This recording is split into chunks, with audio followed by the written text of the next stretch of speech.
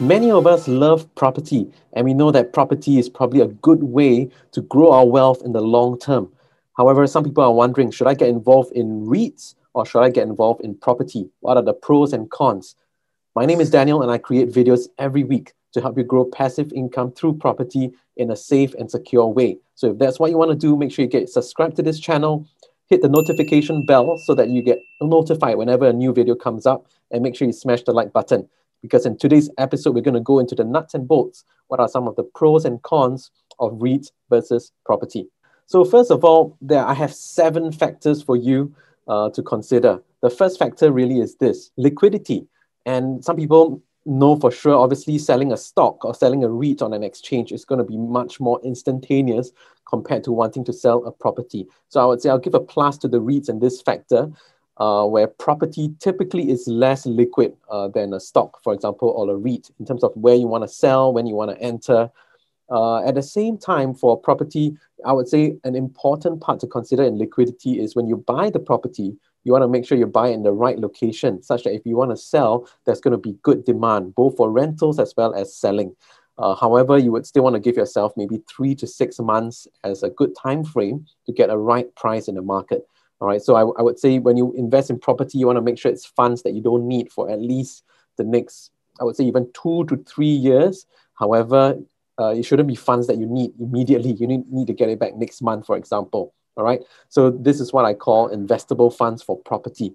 So for liquidity, I would say REITs over property. Let's go to the next factor. When it comes to capital outlay, that's another important thing. Most people think of REITs, you can start with a small amount. It's almost like a stock. Whereas if property, if 5 or 10,000, it's probably quite difficult to get started in property. However, for us who are looking to invest overseas, the capital outlay is going to be much less than what you would think of buying a condo in Singapore. A condo in Singapore will easily cost you 1.4, 1.7 million, and your outlay with all the stamp duties, could easily be at least 2, 3, 4, 500,000. Whereas in parts of the UK, in our investment hotspots, we are buying terrace houses for less than 200,000 Singapore dollars. Okay, so I would say capital outlay, the REITs would require less. Let's look at the third factor. In terms of volatility, and REITs, while they give you a dividend returns, maybe 5, 6, 7, 8% over time, there's also the volatility of the REIT price going up and down with the market. And we've seen that in recent times as well.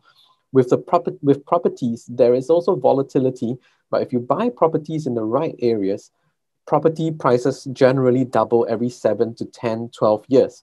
So on top of having a good rental return, you also have the benefit of the stability of a property increasing in value over time. Yeah. Let's look at the fourth factor then.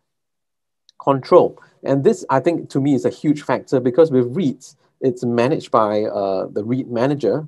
In property, obviously, you need, you don't have the benefit of a REIT manager, but if you know what you're doing, there's so much more you can do to increase the value of the property. For example, you could refurbish it, add a layer of paint, and with some refurbishment, that actually increases the value of the property. Whereas for REITs, there's very little you can do. In fact, there's nothing you can do other than buy and hope that the value goes up over time. So for me as an investor, I would say this is probably not for everyone, but for those of you who want to do this professionally as a property investor, having more control over the value of the asset, to me, is a huge plus for properties. Yeah. Let's go to factor number 5.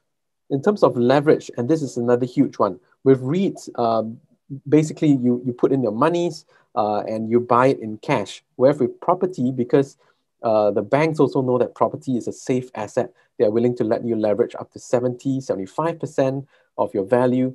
And with a smaller amount of capital, let's say if you buy a property with £100,000, which is worth £100,000, maybe 200,000 Sing. With the right context to lenders, you could borrow up to 70 to 75%, even as if you're investing locally, if you have a good track record of landlord experience or your credit profile. And these are things that I help my students do as well. So leverage is a big plus for property. We have 2 more factors, so stay tuned.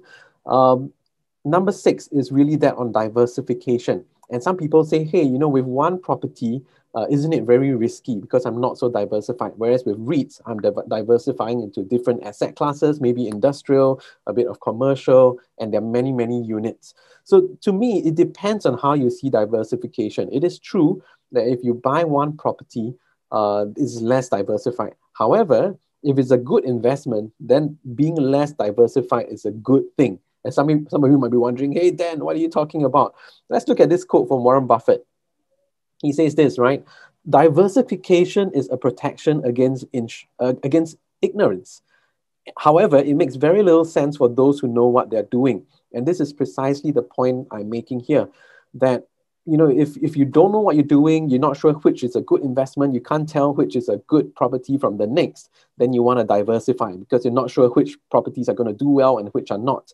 However, if you know which are those, if you have a system of finding good golden goose properties, if you followed my channel, I'm talking about properties that generate consistent positive cash flow every month, then actually diversification doesn't make sense. You want to be able to, it's like, you're firing small bullets at a target. And once it hits a target, you want to send a huge cannonball because that's when you want to allocate your assets to something, a tested and proven system that works well. All right. And the last factor really is then on returns.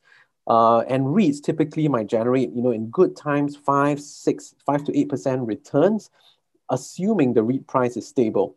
In properties in Singapore, your returns are probably going to be 2 to 4%, which is not great. And people think, hey, maybe REITs are better. But if you're investing in properties in other locations where you can find good golden goose properties like the UK, for basic strategies, you could get at least 6 to 8% net returns, not factoring capital appreciation conservatively of 2 to 3% a year.